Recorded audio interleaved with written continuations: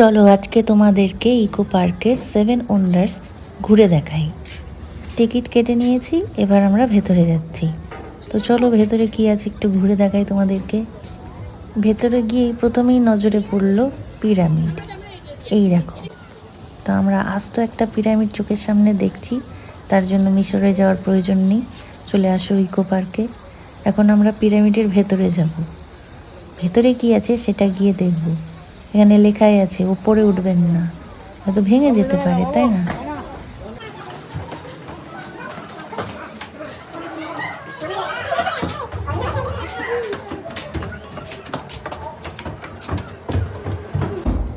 এখানে বেশিরভাগই ছোট ছোট বাচ্চাদের ভিড়।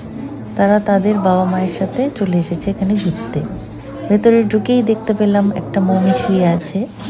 পুরোটাই কৃত্রিম, সবাই জানো সেটাই। আর ভেতরের কাজগুলো দেখো, একদম মনে হচ্ছে অরিজিনাল আমরা পিরামিডে চলে এসেছি। ভেতরের কাজগুলো জাস্ট দেখো। ভিডিওটি কেমন লাগলো কমেন্টে জানিও।